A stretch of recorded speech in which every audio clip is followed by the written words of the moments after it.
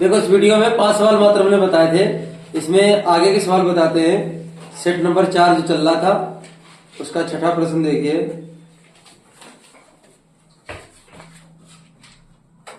पांच प्रश्न हो गए थे तुम्हारे त्रिभुज तक, ये त्रिभुज वाला हो गया था।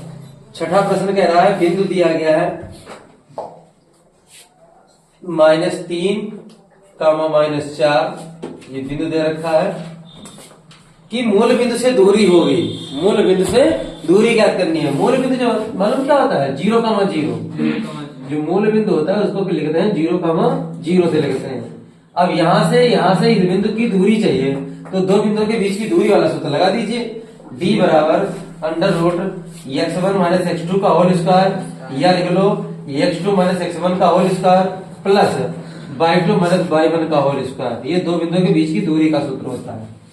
इसको पहले वाले बिंदु को x1 y1 मान लेंगे, इसको मान लेंगे x2 और y2 मान लेंगे।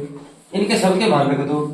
x2 की जगह पर कितना 0 रखोगे माइनस, x1 की जगह पे कितना रखोगे -3, और माइनस यहाँ पहले से लगा तो +3 हो जाएगा होल स्क्वायर से। y2 की जगह कितना रखोगे 0, y1 की जगह कितना रखोगे -4, तो हो जाएगा +4 का स्क्वायर हो जाएगा। यहाँ तो 3 बचे, 3 में 0 जोड़ोगे 3, और 3 का स्क्वायर कितना जाएगा 9, और 4 का वर्ग कितना जाएगा 16, जुड़ जाएगा कितना जाएगा 25, और 25 का वर्गमूल कितना जाएगा 5। तो दूरी का मात्रक होता है कोई ना कोई, इसलिए मात्रक या इकाई में लिख दीजिए, यही इसका आंसर हो जाएगा। नोट करिए तो।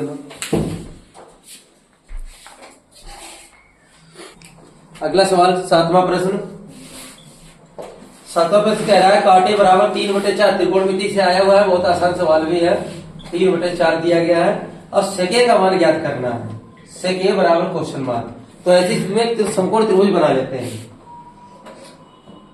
यहाँ ए से बात करिए तो इसको ए मान लीजिए तो ज्यादा बढ़िया फिर होगे। ABC एक समकोण त्रिभुज मान लिया। यहाँ पे 90 है तो 90 के सामने वाली भुजा क्या होती है? कड़ होती है। और जिस कोण की बात करते हैं उस कोण के सामने वाली भुजा लंब होती है। जैसे ए कोण की बात यहाँ होगी, ए यहाँ भी है, ए यहाँ भी है, तो इसका मतलब इस कोण की बात होगी तो लंब ये रहेगा, ये आधार ये रहेगा। अगर सी कोण की बात हो रही होती तो लंब ये रहता, आधार ये रहता। तो जिस कोण की बात होती, कोण के सामने वाली भुजा क्या होती है? लंब होती है, और बाकी 90 के सामने वाली भुजा क्या होती है? कड़ होती है। तो काट बराबर होता क्या है? काट बराबर आधार बटे लंब। काट बराबर क्या होता है? आधार बटे लंब। तो आधार का मतलब हो जाएगा 3 और लंब का कितना हो जाएगा 4। तो ये हो जाएगा 3 और ये भुजा कितनी हो जाएगी 4। अब इसमें पाइथागोरस की प्रमेय से तीसरी भुजा ज्ञात करेंगे, कड़ का स्क्वायर, यानी AC का मान ज्ञात करेंगे। लगाएंगे कड़ का स्क्वायर यानी AC स्क्वायर बराबर लंब स्क्वायर यानी 4 का स्क्वायर लिख दो, और प्लस आधार का स्क्वायर यानी 3 का स्क्वायर लिख दो। ये कितने हो जाएंगे? 16 हो जाएंगे। ये कितने हो जाएंगे? 9 हो जाएंगे। तो 16 9 जुड़ेंगे तो कितने हो जाएंगे? 25 हो जाएंगे। और स्क्वायर हटेगा तो रूट चढ़ेगा, और 25 का वर्गमूल कितना आ जाएगा? 5। तो AC भुजा कितनी आ गई? 5। अब तुम्हें सेक चाहिए। अब सेक का सूत्र पता होना चाहिए क्या होता है? कास वाला देखो होता है आधार बटे कड़, और सेक वाला होता है कड़ बटे आधार। तो कड़ कितना? 5 और आधार कितना? 3। तो सेक बराबर जो हमारा उत्तर हो जाएगा वो 5 बटे कितना? 3। ये जिस विकल्प में होगा वही इसका आंसर हो जाएगा। विकल्प वाले क्वेश्चन है, नोट करिए। देखिए अगला प्रश्न 8वां। यदि tan अल्फा बराबर sin अल्फा दिया गया है, tan अल्फा बराबर दिया गया है sin अल्फा, तो इसमें अल्फा का मान ज्ञात कीजिए। तो इसमें ऐसा करेंगे, इसमें tan का एक सूत्र होता है, तो एक सूत्र होता है tan का, वही लगा देंगे। tan का सूत्र होता है tan अल्फा बराबर sin अल्फा बटे में cos अल्फा, sin अल्फा बटे में cos अल्फा। तो यहाँ इस tan की जगह पर सूत्र क्या हो जाएगा? देखो tan की जगह पर सूत्र क्या होता है? sin अल्फा बटे cos अल्फा। तो इस tan की जगह पर लगा देंगे sin अल्फा बटे में cos अल्फा, और बराबर में sin अल्फा है उसको ऐसे रहने देंगे, बटे में 1 मान लेंगे। अब ऊपर वाला sin अल्फा से sin अल्फा बराबर में है तो कट जाएगा। तो अगर तिरछी गुणा भी करेंगे भी तो cos अल्फा बराबर 1 बचेगा। तो cos अल्फा बराबर कितना बचेगा? 1 बचेगा। अब 1 हमें अल्फा का मान चाहिए। अब ये cos हटना चाहिए तब अल्फा का मान आएगा, और cos जब ही हटेगा जब बराबर में भी cos लिखा होना चाहिए। अब cos 1 कितने का मान है वो हमें यहाँ पे लिखना है। यदि cos अल्फा ऐसे तो cos 0 का मान होता है 1। cos 0 का मान कितना होता है? 1 होता है। तो ये 1 लिखा है, ये भी 1 ही लिखा है क्योंकि इसका मान 1 ही होता है। और cos के पदों में इसलिए लिखा क्योंकि बराबर में cos से cos हट जाएगा तो अल्फा बराबर 0 बचेगा, तो अल्फा का उत्तर 0 हो जाएगा। यही हमें उत्तर लाना। नोट करिए इसको। 9वां प्रश्न देखिए। 9वां प्रश्न कह रहा है एक छड़ की लंबाई का उसकी छाया से अनुपात 1:3 दिया गया है। जैसे कोई एक छड़ है, उसकी लंबाई मान लो h है। अब इसकी कोई छाया होगी, मान लो ये छाया है, उसकी छाया मान लेंगे x है। और इन दोनों में हमें अनुपात दे रखा है, मतलब लंबाई और छाया में कितना दिया गया है, 1:3 है। तो लंबाई का मतलब हुआ h और छाया का मतलब हुआ x, तो h/x बराबर दिया गया 1:3। तो इसमें पूछा कि सूर्य का उन्नयन कोण ज्ञात कीजिए, तो उन्नयन कोण का मतलब ये वाला हुआ, इसको कहते हैं उन्नयन कोण, यानी थीटा मान लेंगे, हमें ये कोण ज्ञात करना है। तो ऐसा करते हैं, पहले ये अनुपात का मतलब होता है बटे में लिखना, तो h/x लिख दो इसको, तो इसको लिख दो 1/√3 लिख दो। अब हमें लंब और आधार दिया गया है, तो लंब बटे आधार tan में लगा दो, tan थीटा लगा दो इसमें, और थीटा हमें ज्ञात करना है। तो tan थीटा बराबर लंब बटे आधार, लंब कितना h, आधार कितना x, और h/x का मान कितना दिया गया, 1/√3 दिया गया। तो इसकी जगह रख देंगे 1/√3, और यहाँ बराबर में कितना है tan थीटा। अब बताओ तुम्हें यहाँ थीटा का मान चाहिए, तो यहाँ tan है, जैसे अभी बनाया था हमने, तो यहाँ भी tan ही होना चाहिए। अब ये tan टेबल में देखें कितने का मान है, tan 30 का मान कितने का है, तो यहाँ पर tan थीटा ऐसे रहने देंगे, और इसकी जगह पे लिख देंगे tan 30 लिख देंगे। अब tan से tan हट गया, तो थीटा बराबर कितना बचा, 30 बचा। ये इसका आंसर हो गया, नोट कर लीजिए ये भी। 9 सवाल हो गए। अगला देखिए 10वां सवाल। 10वें प्रश्न में कहा गया है, एक वृत्त के व्यास के सिरों पर खींची गई स्पर्श रेखाओं की संख्या होगी। एक कोई वृत्त हो, उसके व्यास के व्यास बना दे कोई भी, मान लो ये व्यास हमने बना दिया, व्यास तो इसे केंद्र से जाए, बहुत से व्यास हम खींच सकते हैं। अब कहा गया व्यास के सिरों पर खींची गई स्पर्श रेखाओं की संख्या होगी। अब समांतर को भी होनी चाहिए, तो व्यास के सिरों पर खींची गई स्पर्श रेखा एक ये हो गई, और इसी के समांतर खींचनी है तो ये हो गई। तो इसके समांतर स्पर्श रेखाएं 2 ही हो सकती हैं, और कोई नहीं बनेगी। तो व्यास के सिरों पर समांतर स्पर्श रेखाओं की संख्या कितनी हो जाएगी, 2 हो जाएगी। तो स्पर्श रेखाओं की संख्या 2, तो जिस विकल्प में 2 होगा उत्तर वही सही होगा, सी विकल्प में दिया गया है। अंकों में लिखा है तो हम अंकों में 2 लिख देंगे, इसका हो गया इसका आंसर 10वां। 11वां प्रश्न देखो क्या कहा गया है। 11वां प्रश्न कह रहा है कि 12 सेंटीमीटर त्रिज्या वाले, एक 11वां प्रश्न है, कह रहा है 12 सेंटीमीटर त्रिज्या वाले 60 अंश के कोण के त्रिज्य खंड का क्षेत्रफल ज्ञात कीजिए। तो त्रिज्य खंड ही बना देते हैं, चलो ये हमने त्रिज्य खंड बना दिया, ये हो गया कोण 60 अंश, और त्रिज्या इसकी दी गई है कितनी, 12 सेंटीमीटर। अब आंसर विकल्प में हमें पाई के पदों में दिया गया है, तो हमें त्रिज्य खंड का क्षेत्रफल ज्ञात कीजिए, तो इन्हीं पाई का मान नहीं रखना है। तो ये वाला हिस्सा, ये इतना क्षेत्रफल हमें क्या करना है, ज्ञात करना है। तो कौन बताएगा त्रिज्य खंड का क्षेत्रफल, त्रिज्य खंड का क्षेत्रफल, सही बोले हो, बताओ। त्रिज्य खंड का जो हमारा क्षेत्रफल होगा वो थीटा बटे 360 गुणे में पाई आर स्क्वायर, ये हमारा त्रिज्य खंड का क्षेत्रफल का सूत्र होता है। थीटा की जगह जितना भी दिया गया 60 दिया तो 60 रख दो, बटे में 360, पाई हमें मान रखना नहीं, क्योंकि आंसर में पाई के पदों में ही आंसर दिया गया है। अब आर का मान कितना है, 12 स्क्वायर है, तो इसको 2 बार लिख देंगे। अब इसको काट देंगे, 0 से 0 कट गया, 6 से काटेंगे तो 6 आ जाएंगे, और 6 से काटेंगे तो 6 दूनी कितना आ जाएगा, 12। तो 12 दूनी 24 पाई इसका आंसर हो जाएगा, 24 पाई। और सेंटीमीटर में दिया गया था ना, तो लिखेंगे सेंटीमीटर, और क्षेत्रफल को लिखते हैं स्क्वायर में, और आयतन को लिखते हैं मतलब घात 3 में, यानी घन करके लिखते हैं। तो ये इसका आंसर हो जाएगा, नोट करिए। 12वां सवाल कह रहा है यदि एक गोले का व्यास d सेंटीमीटर है, कोई गोला है उसका व्यास हमें दिया गया है d सेंटीमीटर, तो यानी व्यास जो दे रखा है वो कितना दिया गया है, d सेंटीमीटर दिया गया है। सेंटीमीटर ऐसे दिया है, मात्रक नहीं दिया गया है। तो व्यास का जो सूत्र होता है वो 2r होता है, बराबर में कितना d, r का मान निकालेंगे 2 कहां पहुंच जाएगा, बटे में, तो r बराबर हो जाएगा d बटे में कितना, 2 हो जाएगा। तो उसका आयतन होगा, गोला है तो गोले का आयतन लगा दीजिए, बताओ गोले का आयतन, गोले का आयतन, गोले का आयतन कितना, 4/3 पाई आर क्यूब। तो ये होता है गोले का आयतन। तो 4/3 ऐसे उत्तर पाई में ही दिया गया है, तो पाई को ही रहने दीजिए। आर का मान लिखना है d/2, तो d/2, घात 3 लगी है तो इसको हम 3 बार भी लिख सकते हैं। तो घात 3 है तो इसको हम 3 बार लिखते हैं, d/2, या घात 3 लगा सकते थे, हम 3 बार लिख देंगे तो हल करने में सुविधा रहेगी। 2 से काटेंगे 2 दूनी 4, और 2 से ये 2 कट जाएंगे, तो बचेगा कितना, ऊपर पाई बचेगा, और d की घात ऊपर 3 बचेगी, और नीचे कितने हो जाएंगे, 2 और 3 कितने हो जाएंगे, 6। तो 1/6 पाई d की घात 3, आयतन है तो घन में लिखेंगे। तो ऐसे आंसर में तुम्हारा विकल्प में दिया गया, मात्रक नहीं लिखा गया होगा, अगर लिखा है तो वही सेंटीमीटर जैसा कोई दिया नहीं गया था, इसीलिए हम नहीं लिखेंगे। तो ऐसे आंसर इसमें कौन सा दिया गया तुम्हारा है, डी वाला उत्तर सही है। तो इसको डी विकल्प में सही कर दीजिए। अगला देखिए 13वां प्रश्न कह रहा है कि आर सेमी त्रिज्या के एक ठोस अर्धगोले का कुल पृष्ठीय क्षेत्रफल होगा। अर्धगोले का पृष्ठीय क्षेत्रफल, इसको समझना जरा ध्यान से। ये कोई गोला हो तो जो गोले का क्षेत्रफल होता है वो 4 पाई आर स्क्वायर होता है। गोले का क्षेत्रफल कितना होता है? 4 पाई स्क्वायर होता है। अगर इसको बीच के हिस्से से काट दिया जाए तो ये वक्र, ये वाला हिस्सा होता है, इसको वक्र पृष्ठ कहते हैं। ये भी हिस्सा होता है, इसको वक्र पृष्ठ कहते हैं। तो ऊपर वाला बचता है 2 पाई आर स्क्वायर, ये भी बचता है 2 पाई आर स्क्वायर, इसको वक्र पृष्ठ कहते हैं। अब जब हिस्से को अगर हम काट देंगे, इसको आधा गोला अगर कर देंगे, ऐसे अगर हिस्से को हम कर दिया तो अगर ये तो इसका वक्र पृष्ठ हुआ 2 पाई आर स्क्वायर इतना हिस्सा, लेकिन इसको काट करके अलग कर दिया जाएगा तो हमें ऊपर से भी एक वृत्त नजर आएगा, ये वाला हिस्सा, और ये वृत्त नजर आएगा तो इस वृत्त का क्षेत्रफल होता है पाई आर स्क्वायर। वृत्त का क्षेत्रफल क्या होता है? पाई आर स्क्वायर। तो हमें अर्धगोले का कुल क्षेत्रफल पूछा है। अगर अर्धगोले का वक्रपृष्ठ पूछा होता तो 2 पाई आर स्क्वायर इसका आंसर होता। क्वेश्चन में कहा गया है, देखिए क्वेश्चन को फिर से पढ़ते हैं। आर त्रिज्या के एक ठोस अर्धगोले का कुल पृष्ठीय क्षेत्रफल होगा। कुल का मतलब ये वाला हिस्सा भी हमें लिखना है। तो 2 पाई आर स्क्वायर में अगर 1 पाई आर स्क्वायर जोड़ देते हैं तो 3 पाई आर स्क्वायर हो जाएगा, जिसको तुम लोग कहते हो अर्धगोले का संपूर्ण पृष्ठ। क्या बोलते हो? अर्धगोले का संपूर्ण पृष्ठ हो जाएगा 3 पाई आर स्क्वायर, यही इसका आंसर हो जाएगा। नोट करिए। देखिए अगला प्रश्न है, इसमें कहा गया मध्य का वर्ग होगा।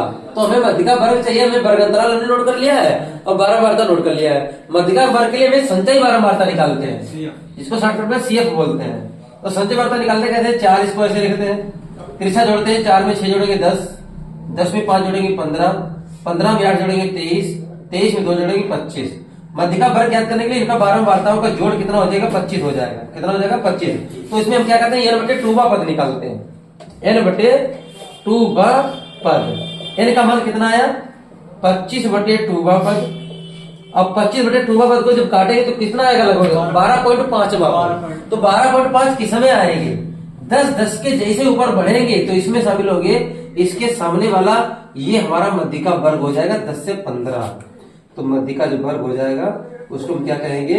10 से 15 कहेंगे। ये इसका आंसर होगा। तो इसमें जो विकल्प में तुम्हारा दिया गया वो 15 से कितना 20 दिया गया, वो नहीं सही है। जो तुम्हारा आंसर आया है तो वैसे कहा गया ना, तो अपने यहाँ पे तुम निकालते हैं n/2 पर जब निकालोगे तो 12.5 आएगा। तो 12.5 जैसे तुम्हारा कैसे बता, 10 के ऊपर ही तो आएगा 12.5, इसी में शामिल होगा। अगर 15 से कोई बड़ी संख्या होती तो इसमें आ जाता, तब 15 से 20 होता, लेकिन यहाँ 15 से कोई बड़ी संख्या आ ही नहीं रही है, तो तुम्हारा इसका मतलब यही होगा 10 से 15। अब अगला प्रश्न देखिए।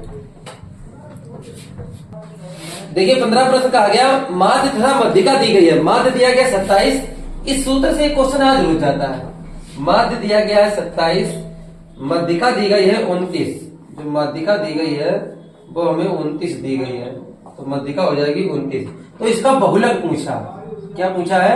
बहुलक बराबर क्वेश्चन वर्ग। तो एक सूत्र है, कई बार तुम लोग को जब सेट आता है तब ये सवाल आता जरूर है। तो बहुलक बराबर क्या होता है? 3 माध्यक माइनस 2 माध्य। 3 माध्यक माइनस 2 माध्यक सूत्र होता है, इसको याद कर लेना तुम लोग। 3 माध्यक की जगह कितना पर है? माध्यिका मतलब होता है माध्यक। कितना हो जाएगा? 29 माइनस 2 माध्य की जगह कितना दिया गया? 27। तो 29 तिया कितने हो जाएंगे? 87। तो 29 तिया हो जाएंगे 87 हो जाएंगे, और 27 दूनी कितने हो जाएंगे? 54 हो जाएंगे। घटाओ कितने बचेंगे? यहाँ 3 बचेंगे और यहाँ भी 3 बचेंगे, तो इसकी हो जाएगा बहुलक, यानी कितना हो जाएगा? 33 हो जाएगा। किस विकल्प से? सी विकल्प इसका भी सही। देखो अगला सवाल 16 में कहा गया निम्न सारणी का माध्य होगा। माध्य ज्ञात करना है तो हमने वर्ग अंतराल नोट कर लिया है और बारंबारता नोट कर लिया है। तो जो बारंबारता होती है उसको हम f कहते हैं, और इसमें हमें माध्यिका में, मतलब माध्यिका नहीं है, माध्य है, तो इसका सूत्र लगाएंगे सिग्मा fx बटे सिग्मा f लगाएंगे। तो यहाँ पर हम क्या करेंगे? मध्यमान पहले ज्ञात करेंगे। मध्यमान को बोलते हैं x। मध्यमान इनका बीच का मान 5, इनके बीच का मान 15, या जोड़ के आधा कर लिया करो। 50 के आधे कितने? 25, 70 के आधे कितने? 35। तो ये हो गया मध्यमान। अब क्या करते हैं? काला बना लेते हैं f गुणे x का, गुणा करा देते हैं। 5 की 2 में 10, 15 की 1 में 15, 25 की 4 में 100, 35 की 3 में 105। जोड़ देते हैं। हमें क्या क्या जोड़ना है? हमें सिग्मा f जोड़ना है, तो हम सिग्मा f जोड़ देंगे। तो 4 3 7 1 8 और 2 कितना हो जाएगा 10 हो जाएगा। तो हमारा सिग्मा कितना हो गया 10 हो गया। उसके बाद में इनको जोड़ देते हैं 10 और 15 कितने हो जाएंगे 25, 25 और 5 कितने हो जाएंगे 30, 25 और 5 कितने हो जाएंगे 30 और 200 तो 230 हो जाएगा। तो यानी ये हमारा जो सिग्मा एफएक्स हो गया वो कितना हो गया 230 हो गया। अब माध्य का सूत्र लगा देते हैं इसमें, माध्य बराबर सिग्मा एफएक्स बटे में कितना सिग्मा एफ। सिग्मा एफएक्स कितना आ गया 230 आ गया।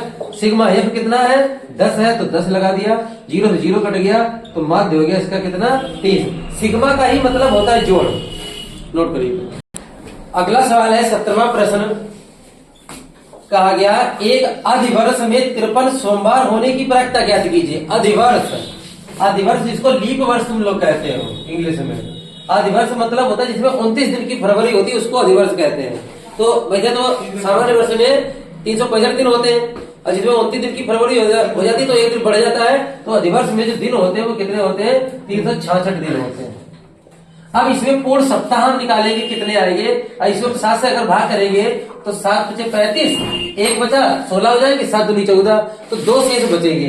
तो इसमें यानी हम कहने का मतलब इसमें हमारे जो 52 होंगे वो क्या हो जाएंगे पूर्ण सप्ताह हो जाएंगे। यहाँ पे लिखेंगे पूर्ण सप्ताह जो हमारे हैं वो कितने बनने इसमें है 52 बनने। देखो क्योंकि 7 बचे 35 5 बार गया और फिर कितना बचा 1 बचा या 16 हो गया 7 दूनी 14 तो 2 बार गया और शेष 2 लेकिन बच गए। पूर्ण सप्ताह और शेष कितने दिन बच गए 2 दिन शेष रह गए। शेष जो हमारे दिन है वो कितने रह गए 2 दिन शेष हो गए। अब 2 दिन वही सोमवार कितनी बार हो सकता है उसकी प्रायिकता में चाहिए। तो 2 दिन में अब तुम्हारे कौन कौन सा सोमवार हो सकता है वो क्रम से लिखते हैं। या तो 2 दिन जो है सोम मंगल हो सकता है तुरंत पास पास होने चाहिए, या तो मंगल बुध हो सकता है मंगल बुध हो जाएगा, या बुध बृहस्पति हो सकता है बुध बृहस्पति हो सकता है। 2 दिन की बात है ना तो बुध बृहस्पति हो जाएगा, या बृहस्पति शुक्र हो सकता है या बृहस्पति शुक्र हो जाएगा, या शुक्र शनि हो सकता है या शुक्र शनि हो सकता है। एक और रह गया शुक्र शनि हो गया या शनि रवि हो सकता है। तो या तो शनि और रवि हो सकता है। रवि सोम तो लिख गया था कि नहीं लिख गया था? अभी रवि सोम नहीं लिखा है तो रवि और सोम तो हो सकता है। रवि या सोम तो रवि या सोम हो सकता है। अब इसमें हमसे कहा गया कि सोमवार की प्रायिकता ज्ञात कीजिए। तो सोमवार यहाँ एक बार यहाँ है और एक बार सोमवार यहाँ है तो 2 बार है। कितने में से 1 2 3 4 5 6 7 में से। तो प्रायिकता का सूत्र होता है वो अनुकूल स्थिति बटे में कुल स्थिति। तो अनुकूल स्थिति इसकी है 2 और कितने में से है 7 में से तो बस 2/7 इसका उत्तर हो गया। 18वां सवाल कह रहा है 2 मित्रों का जन्म 2020 में हुआ था। 2020 जो होता है मतलब कितना होता है जो साल 4 से विभाजित होता है उसमें 29 दिन की फरवरी होती है। इसमें 366 दिन होते हैं। तो उसके बाद में तो हमें चलो 2020 में दिन तो पता चल गया कितने हैं 366। तो 2020 में जो हमारे दिन है वो लीप वर्ष हुआ जाके यानी कितने हुए 366 हुए। अब कहा गया कि दोनों मित्र का जन्मदिन एक ही हो। 2 मित्र है उनका जन्मदिन चाहिए हमें। तो प्रायिकता मतलब 2 मित्र है तो स्थितियां जिंदगी कितनी बनेगी 2 और कितने दिन में से 366 में से तो 2 बटे कितना 366 यही इसका आंसर होगा। 19वां प्रश्न जो है वो अगला सवाल है 19वां। रुपए कहा गया 2 बिंदुओं के बीच की दूरी ज्ञात कीजिए। तो 2 बिंदुओं के बीच की दूरी इसको x1 मान लेंगे इसको y1 मान लेंगे और इसको x2 इसको y2। तो हमने 2 बिंदुओं के बीच की दूरी का सूत्र लगा दिया। तो x1 का मतलब हो जाएगा 2 माइनस x2 का मतलब हो जाएगा 4 स्क्वायर है तो स्क्वायर लगा देंगे प्लस y1 की जगह हो जाएगा 3 y2 की जगह हो जाएगा 1 स्क्वायर है तो स्क्वायर लगा देंगे। तो यहाँ कितना बचेगा 2 और 2 का स्क्वायर कर देंगे तो 4 माइनस हो चाहे वो स्क्वायर से प्लस हो जाएगा। यहाँ बचा 2 का वर्ग यहाँ भी कितना हो गया 4 तो अंडर हो गया 8।